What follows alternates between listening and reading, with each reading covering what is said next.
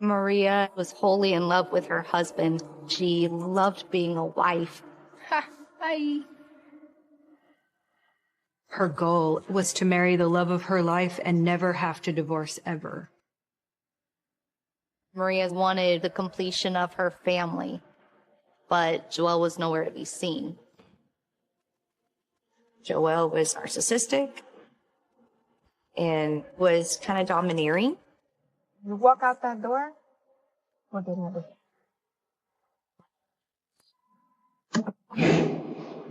He wanted both women, and the only way to get that was to string both of them along.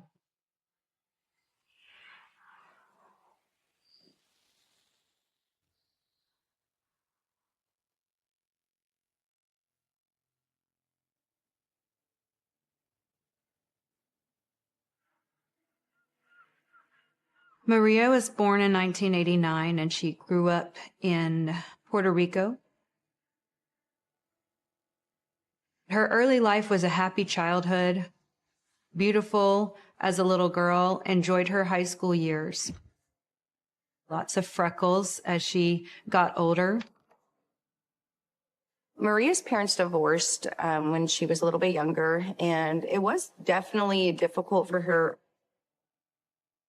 She was sort of devastated, and that was kind of her goal, is to marry the love of her life and never have to divorce ever.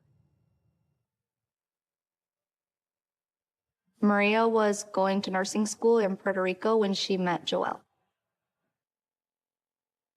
She fell in love, of course, and kind of got swept off her feet. She saw a life and a future with Joel. She was enamored because he gave her so much attention. Her sister and her father had some cautions because of his age. He was 10 years older than her, but Maria saw someone who had set goals and dreams, and he sold those dreams to her. Maria and Joel were married back in 2010. It was a beautiful occasion. Maria looked beautiful. Maria and Joel had goals to come to the mainland. Joel was training to become a CRNA, which is a certified registered nurse anesthetist. You're not trained as a doctor, it's not as much schooling, but the pay is very high.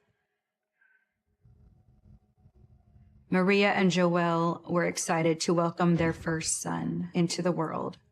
He was a beautiful little boy. That was something that Maria was over the moon about. Her calling was to be a mother.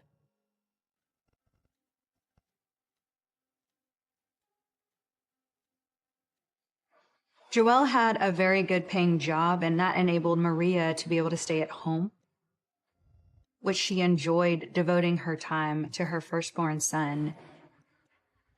Maria and I first met at a ladies' night. There was a woman on our church that hosted a ladies' bowling night. So we met at one of those arcades. She looked at me and she said, "So you're the pastor's wife?" And I said, "Well, yes, I am." And she said, "So tell me about God." We became friends right away, and we just never looked back. I'm like freaking out here. When I first met Maria, I thought she was incredibly bubbly. She was very happy, very animated, incredibly warm and friendly. You could tell she was wholly in love with her husband, loved her little family. She was devoted. She loved being a wife. Maria and Joel seemed to be in a loving marriage. You could have fun with them.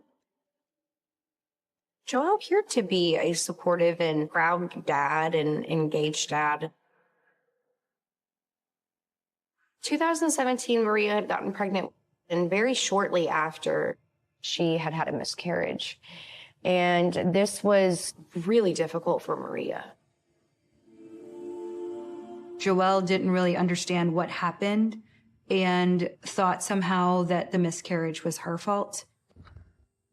and that didn't help her state of mind.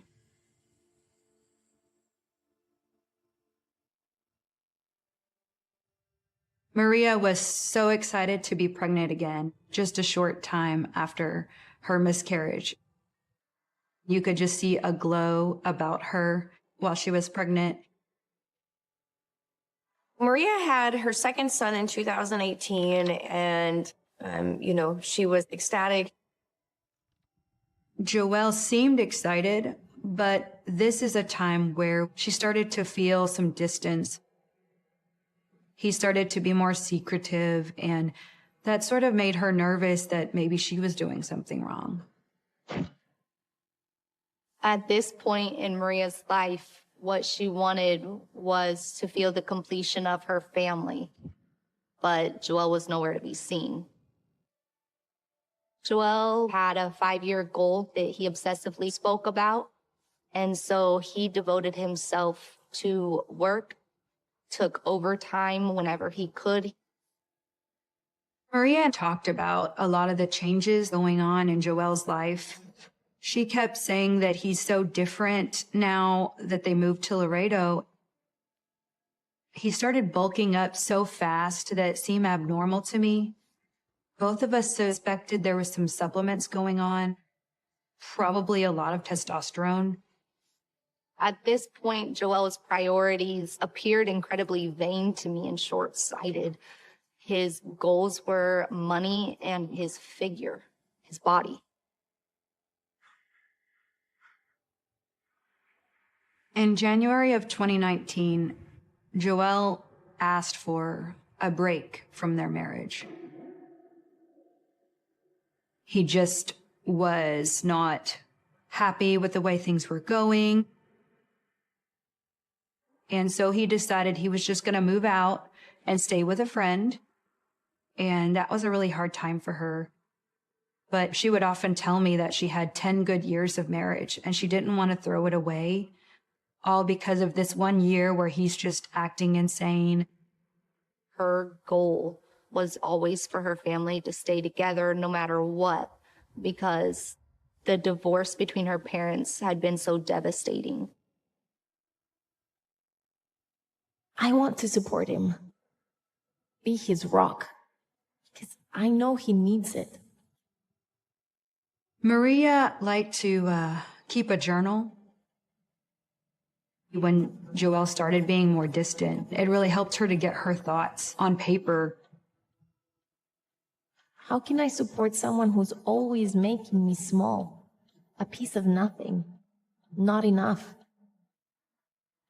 At the point that Maria and Joelle were separated, he would come home to spend a little bit of time, not just with her, but with the boys. He would expect her to still wash his clothes, and he would convince her that they needed to have sex to continue to protect the marriage. I told her that it's not your job to do his laundry, and it's definitely not your job to be intimate with him while he's breaking up the marriage. In March of 2019, Maria was doing his laundry. She found a plane ticket. She never even knew he went to Spain. She just knew in her heart that something was terribly wrong and he had not been honest at all during this whole time.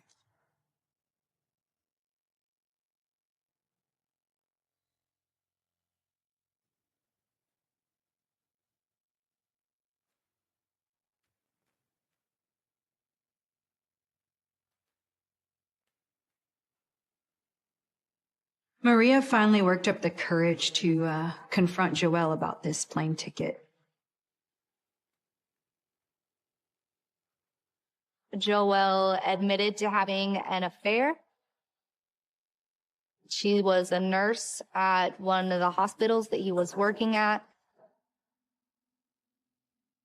Her name was Janet Arredondo, and he had taken her on a trip to Spain.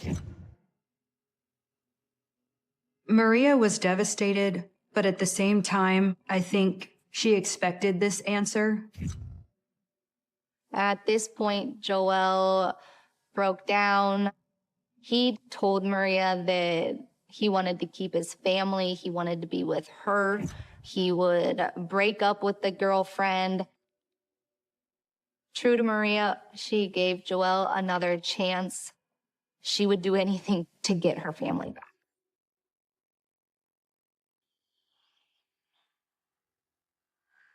It seemed like such a back and forth during that time that Joel would tell her one weekend that he stopped the affair.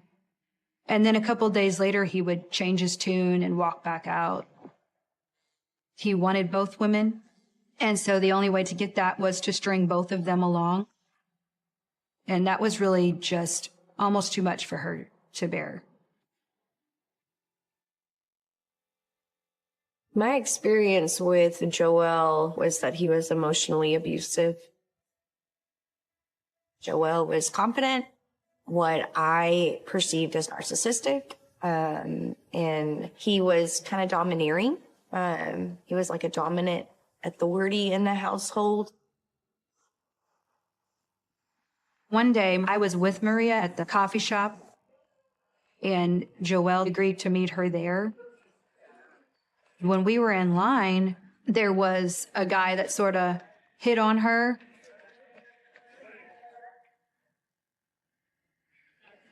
Joel was extremely agitated, angry, and vividly upset that someone had hit on his wife. When he started to get angry with her, I told him that he had no right to tell her that she was wearing the wrong thing or that she invited the attention when he was having an affair with another woman. I am a bolder personality than Maria was, and he started to get nervous of the influence that me and her other friends had on her, that she might become bold one day. He started to discourage her from seeing me. Maria loved Jesus so much, and she didn't want to break up her family for fear of God. What I told her was that biblically, he had gotten to the point where she had every right to leave the marriage.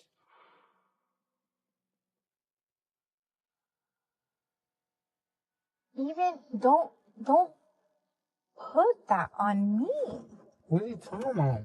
There was a argument that they had in the car at one point, and Maria recorded it unbeknownst to Joel. What? Because it feels like you're like, okay, look, if I stay in the house, I'm gonna be frustrated. Frustration led me to be unfaithful to you in the past. Maybe.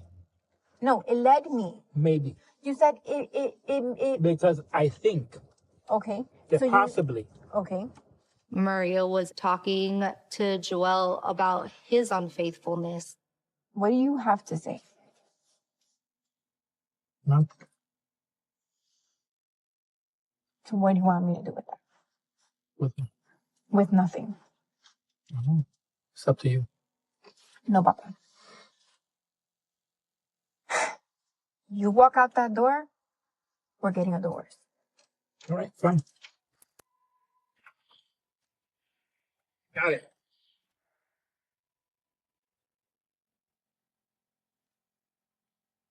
I have to realize that Joel that I knew and fell in love with isn't the Joel I am dealing with. I love him, but I don't need to accept none of this. In the summer of 2020, Maria was beginning to see that there might not be a future with Joel. Maria finally realized that Joel was not getting better. He wasn't getting rid of his affair, and he wasn't going to stop the lying and the dishonesty. And I think she finally started to picture a life without him. She wanted to be independent. Maria had the goal of becoming a nurse in Texas. She needed to pass her nursing exam to get her degree. She was making plans to be able to provide for the children on her own. Take 1,000. She had hobbies and things she enjoyed doing.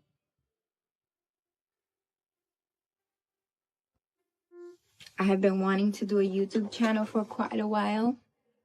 She was doing hair and makeup tutorials. I would probably grab like a little bit by little. Maybe that could help you, Gabby. She was so beautiful in the way that she would play around with her makeup. Whew, I like it.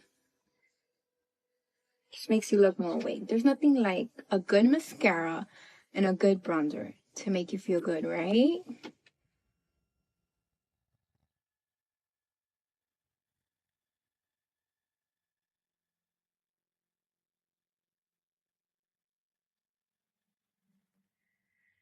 In September of 2020, Maria found Joel's phone and was able to access a bunch of messages between him and Janet. Really just showed her that he was in a full-blown affair and they were having sex. That was the moment that she saw it with her own eyes, and that her very, very determined spirit came out. Maria confronted Joel, and I think Joel started to see a different Maria. She was saying, hey, I'm done, and I'm not going to listen to your lies anymore. So he told her, I'm going to stop seeing Janet for real this time. We're going to move to Dallas, and that will prove to you that I'm willing to put her away. Maria was skeptical, but at the same time, he had never offered to move away from his girlfriend before. Part of her wanted to believe that it could be true.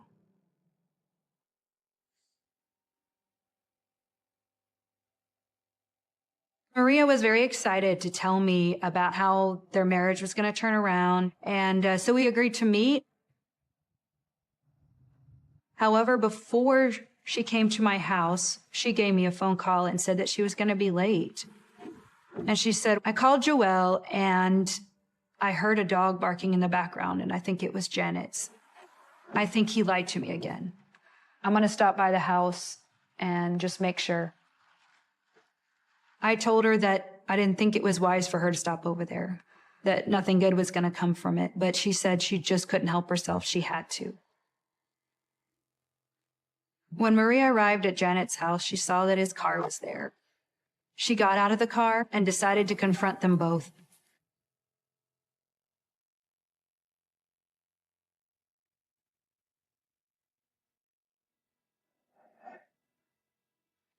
When Maria arrived at Janet's house and saw that Joel's car was there, she was very angry. She had just been played again. Janet used the Ring app to kind of talk to her and say that she needed to leave right away or she would call the police. Maria was incredibly upset and wasn't going to go anywhere until she had spoken to her husband. When Joel finally emerges, he tells Maria that he's chosen Janet, and I can't even imagine what was going through her head when hours earlier he had been telling a different story. Joel told Maria to go get in the car and that they would drive to the park and they would just hash it out. When Maria and Joel were at the park, he got so angry that he smashed her windshield with his fist, and it just shattered. Meanwhile, Janet called the police. The police responded fairly quickly. Hello, ma'am. Did you call police? Yes, I did. What's going on? You're gonna get up. What happened? I had a woman come by that she was already told not to be here. So I had already filed a.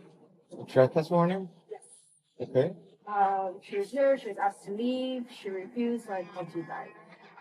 Let me make a phone call then, and hopefully she'll answer. If not, well, that's the only way I can warn her.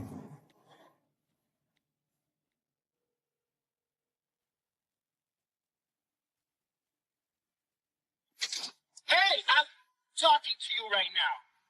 Hang up the phone. I guess that's your boyfriend. They called Maria, and Joel, you can hear him screaming. He couldn't believe she answered the phone while they were talking. Your call has been forwarded to an automatic voice message system. I'm gonna try one more time. Janet started texting Joel to be quiet, to let him know it was the police calling. Hello. Hello, yes, sir. I'm looking for Maria Munoz. Yeah, she's here. I'm having a conversation with her. All right, this is Officer Jalomo, Laredo PD, sir. Yeah, I'm calling on behalf of Janetta Redondo. Can I speak to her? sure. Thank you. After receiving the text from Janet, Joel knew it was going to be the police, and instantly he was a calm, collected person. Hello. Yes, Miss Munoz. Mm-hmm. Man, this is Officer Jalomo, Laredo PD. Yes. Okay, I understand you came over to Miss Redondo's house earlier today. Mm-hmm. Okay, I'm gonna ask you to not return. If not, you will be taken to custody. Okay. After the police hung up with her, Maria drove over to my house. She was very upset. She was almost hysterical. She told me that she was finally ready to move on, for real this time. No more getting lied to. I saw her the next day at church. And even though she was sad, she was determined that this was the thing that she had to do. Later that day, she sent him a text and let him know she was not going to go after him anymore.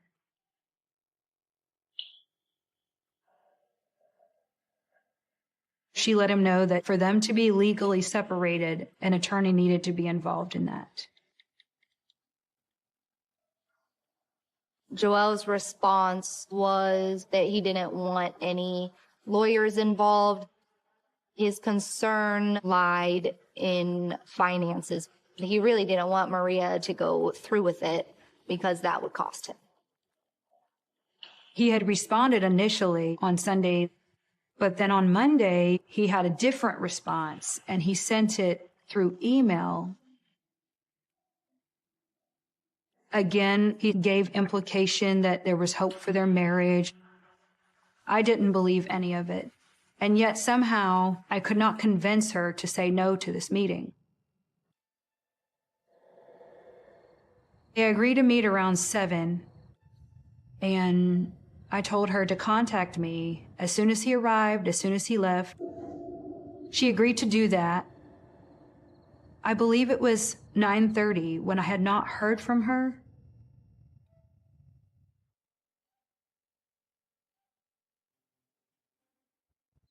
He showed up already much, much later than he was supposed to. He should have been gone by then. I started to pray that the conversation would go well.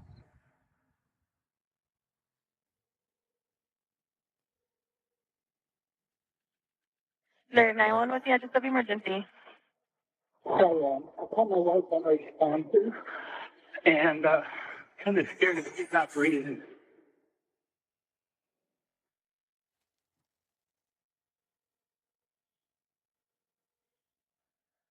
There, 911, what's the address of emergency? I called my wife on my sponsor, and kind of scared if she's not breathing. She may have taken some pills. Okay, sir, and do you know what kind of pills they were? Yeah, clonazepam. On September 22nd, 2020, the Laredo Police Department received a 911 call for unresponsive female. I was the first officer on scene. So as I approached the house, I see a male subject at the doorway. What's going on? He just turns around and bolts right into the residence. What's going on? So I followed quickly behind him. What's going on? I'm responsive on the bed. But it comes to the phone. His name was Joel Peor. Female is his wife, Maria Munoz. What'd she take? I think clonazepam. She's been pretty depressed lately. I hear the paramedics, the ambulance get to the scene. They had their lights and sirens. Paramedics continued CPR, and I see no changes in her body. She's not getting any better. Yeah, under control. No, man, she's not. No, she's been down for a while. Yeah. The paramedics on scene determined that Maria was deceased at 1:50 a.m. This is 20. Confirmed 82. What's going on? What happened? I started getting very suspicious about Joel. His pupils are just really big. I see that he's sweating profusely. Just have a seat over here. She's been super depressed. I've been ignoring her. We're going through some problems. And I came to talk to her, like we were just talking. So you're not staying here right now? I'm like, this doesn't make sense. If he doesn't live here, what is he doing here at 1 o'clock in the morning? We had sex, I took a shower, then I thought she was like knocked out. I didn't think anything of it, so just kept on doing my thing. And then I go back upstairs, and then she just... He starts crying, but it's a really fake cry. It didn't add up to me. I didn't like where it was going. Oh, it's 37. Yeah, it's really 37. I told him, hey, this is very 37, which means suspicious in police jargon. And we gotta talk to you, okay? Come on, you gotta go outside. So I arrived at the scene shortly after 2 a.m. Once I got the authorization and consent to go into the home, I did do a brief walkthrough. I see Maria, her body is there. Joel insinuated that she had overdosed on a bottle of pills, bottle of clonazepam. Whenever somebody takes a bottle of pills, they foam from the mouth. I noticed that Maria was not foaming from the mouth.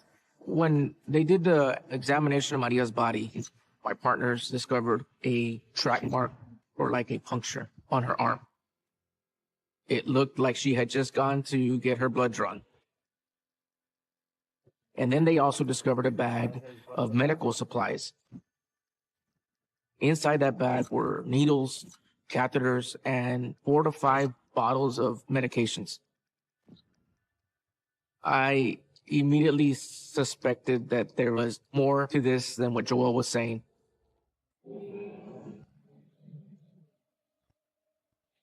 We transported Joel to the police department. It was a voluntary interview.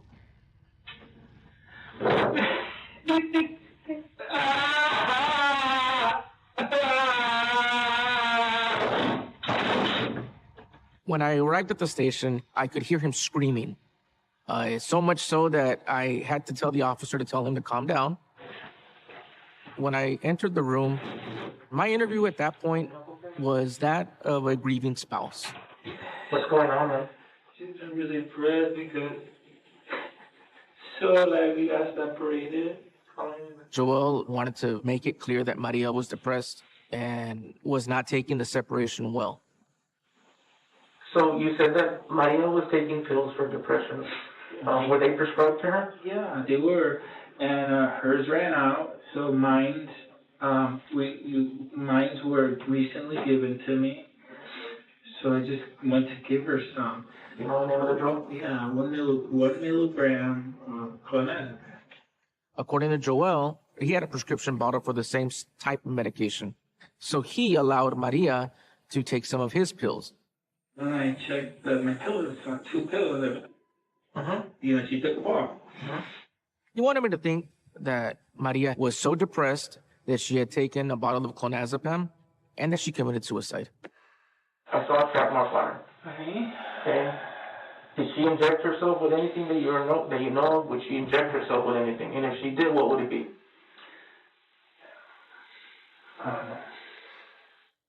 You know? Did you inject her tonight? No. with anything? By the end of that interview, I didn't suspect that Maria had taken any pills.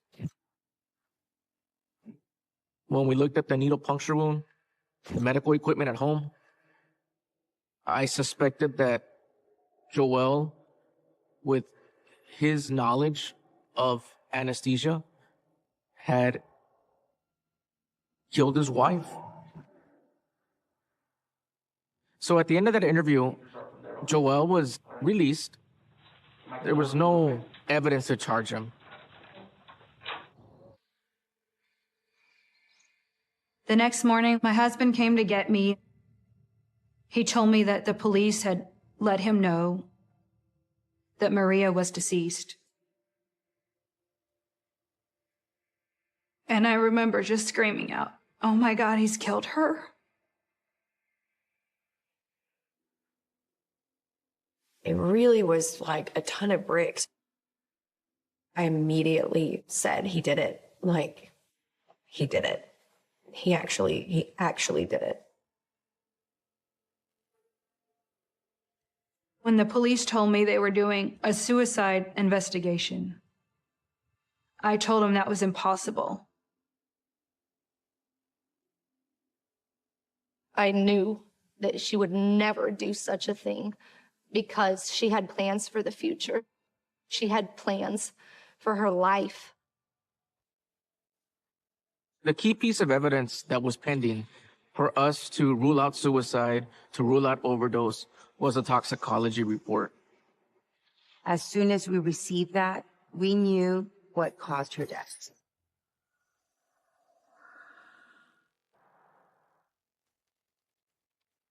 The toxicology report routinely takes a few months. And in January 2021, we received the report. The first thing we looked was to see how much clonazepam she had. And it was striking that she didn't have any clonazepam in her system. 1 milligram of clonazepam.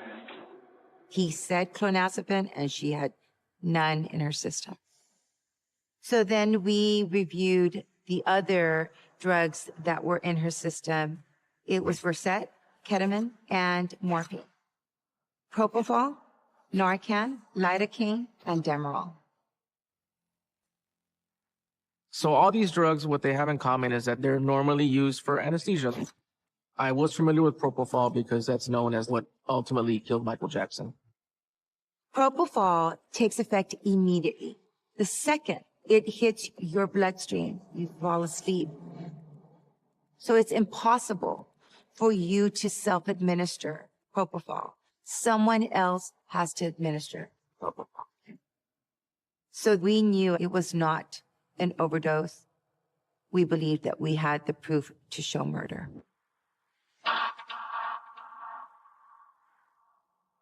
Laredo police, or we're going to break down the door.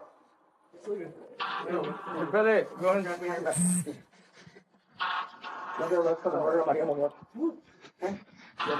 Joel Peyote was arrested and charged with the murder officially on January 16th, 2021.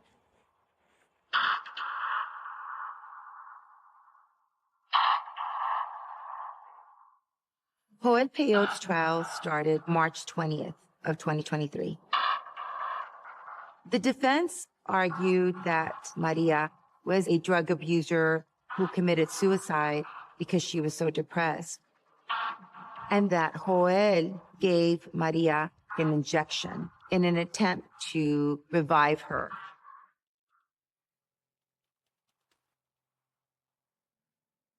Maria's journals were critical to the case, so we could refute that she was suicidal. Today, my head will not look down. Today, I will conquer. Today, I am free. I am strong. I am confident. I am enough. When I testified in court, I was able to read the journals to the jury and mention to the jury that suicide and depression had no bearing on this case whatsoever. With all the accusations flying about suicide or trying to smear her, Maria was able to speak for herself on how she felt, what she thought, and share the hope that she had. I love my life. I love who I am becoming. Joel couldn't steal her voice from her like he thought he had. And it was beautiful. It was important to give as much background information as we could to explain Joel and Maria's relationship. The prosecution team brought in a video that Maria had recorded without Joel knowing. You walk out that door, we're getting a divorce. All right, fine. Got it. We believed it was important to show that he's pretty cold about the pain that she's experiencing. We explained to the jury that on September 21st, 2020, Joel Peyote arrived to Maria's home with a bag of anesthetic drugs and IV equipment. He was wearing his scrubs because he had been at the hospital. So the evidence showed that she had high levels of caffeine in her system. We were able to describe to the jury that he probably showed up with a cup of coffee, and in that coffee, he likely included the oral anesthetic drugs, which is the ketamine, the Versed, and the morphine. And that would have incapacitated her. She would not have been able to resist him trying to put an IV on her to give her the additional drugs, lidocaine, propofol, Narcan, and Demerol. The levels of anesthetic drugs in her system were enough for 2 major surgeries. Joel knew that this was going to end her life.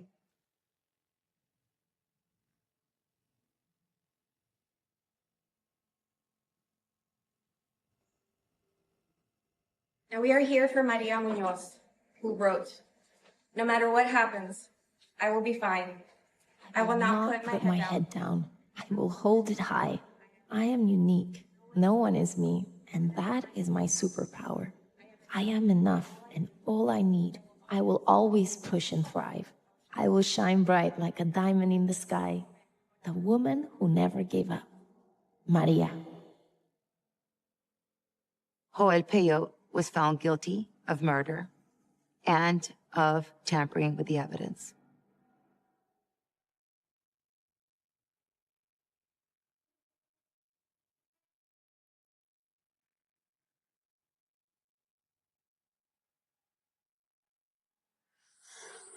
When Joel finally was convicted of murder, I was so relieved.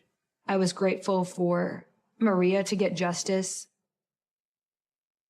but I was sad for her children. I don't think that Joel has any real remorse for what he did. I think that he's a narcissist and a manipulator. Being with Maria in Laredo was like having family there. She became like a sister to me. She always lifted my spirits, even when she was the one with tragedy in her life. I think Joel sold her a life of dreams and promised her the world. Maria was special, and she deserved so much more.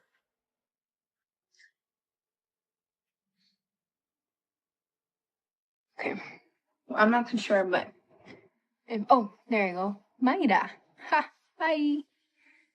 So I'm gonna do my hair for you guys to see. Maria was like a ray of sunshine. She walked into a room and she lit everybody else up. I miss her laugh. I miss watching her run after her kids. I miss seeing her chase them and the joy that she had. We need more joy like that in this world.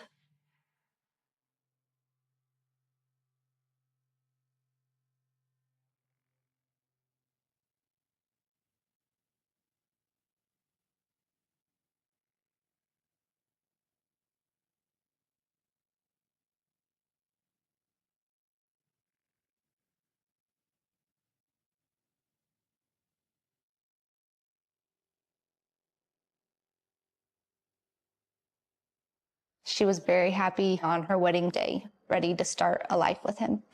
She did not expect something so tragic would happen to her marriage. 911, where's your emergency? Me and my wife got in a terrible argument. I just shot her, and I swear to God, I didn't mean to shoot her. Hello? Hey, man, my wife just tried to kill me. He was charming, but he was also terrifying to anyone that knew him. It's a level of evil that most people never see in their lifetime. He was losing control. He went full psycho. The scene itself just looked like a nightmare. It wasn't human. She wasn't his wife. She was a possession. If the ambulance gets here quick, she might be saved. This was so cruel. This was evil.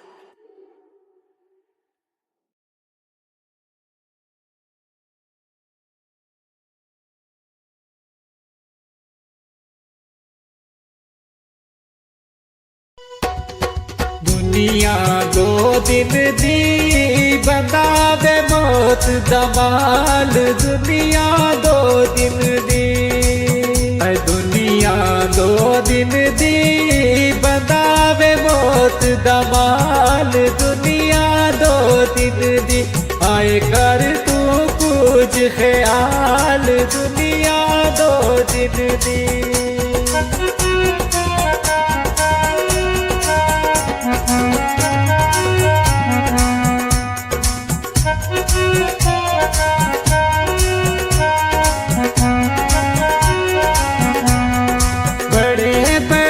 सुल्तान भी आए बड़े बड़े सुल्तान भी आए ओढ़क जा बिच खाक समाए ओढ़क जा बिच खाक समाए आए हो गए ख्वाब ख्याल दुनिया दो दिन दी आए हो गए ख्वाब ख्याल दुनिया दो दिन दी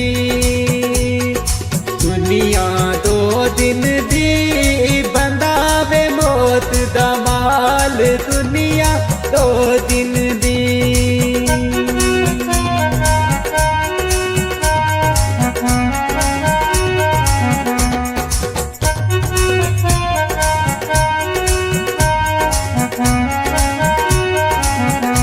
ऊंचे लम्हे महल बना दे ऊंचे लम्हे महल बना दे दगा फरेब ते जुल्म कमा दे दगा फरेब ते जुल्म कमा दे हाय कुछ नहीं खड़दे नाल दुनिया दो दिन दी हाय कुछ नहीं खड़दे नाल दुनिया दो दिन दी ओ दुनिया दो दिन दी बंदावे मौत दमाल दुनिया दो दिन दी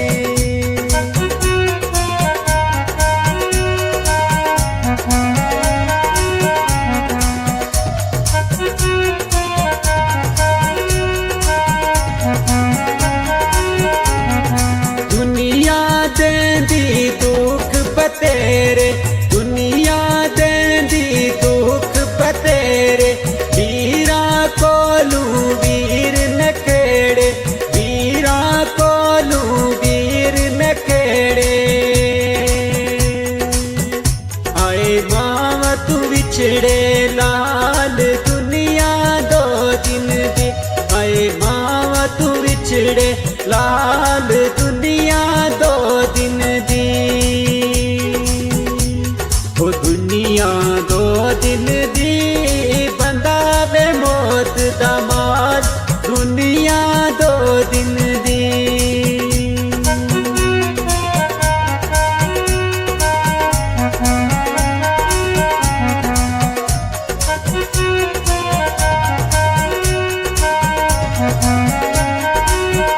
सुख दे सजना सारे संगी सुख दे सजना सारे संगी नस जांदे जद आवे तंगी नस जांदे जद आवे तंगी हाय कोई नहीं गम दा प्याल दुनिया 2 दिन दी ओह कोई नहीं गम दा प्याल दुनिया 2 दिन दी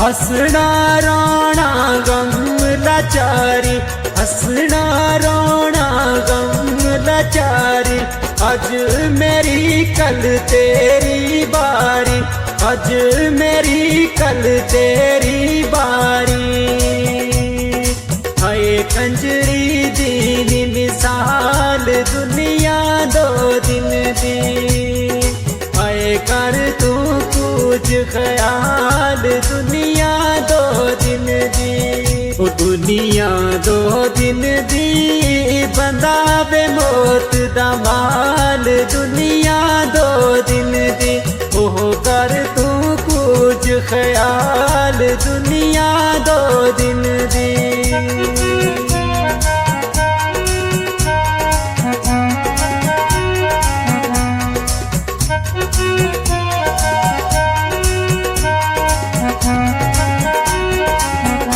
भूत वे तुड़ानी मिट्टी दा वीरा भूत तुड़ानी मिट्टी दा वीरा अपना आप संभाल बशीरा अपना आप संभाल बशीरा हाय मिट्टी मिट्टी दा माल दुनिया 2 दिन दी हाय मिट्टी मिट्टी दा माल दुनिया 2 दिन दी हाय कर तू कुछ ख्याल दुनिया 2 दिन दी हाय कर तू कुछ ख्याल दुनिया 2 दिन दी ओ दुनिया 2 दिन दी बंदा मिट्टी दा माल दुनिया 2 दिन दी हाय कर तू कुछ ख्याल दुनिया 2 दिन दी हाय कर तू कुछ ख्याल दुनिया 2 दिन दी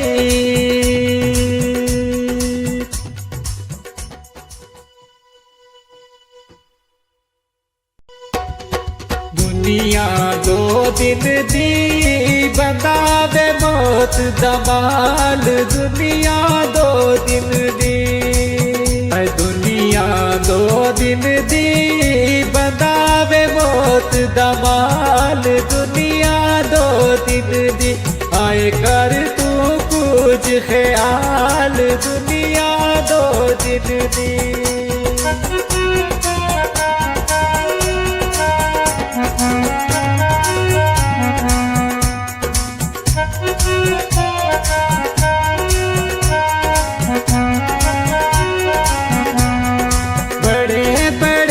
सुल्तान भी आए बड़े बड़े सुल्तान भी आए ओढ़क जा बिच खाक समाए ओढ़क जा बिच खाक समाए हरे हो गए ख्वाब ख्याल दुनिया 2 दिन दी हरे हो गए ख्वाब ख्याल दुनिया 2 दिन दी दुनिया 2 दिन दी बंदा बे मौत दा माल दुनिया 2 दिन दी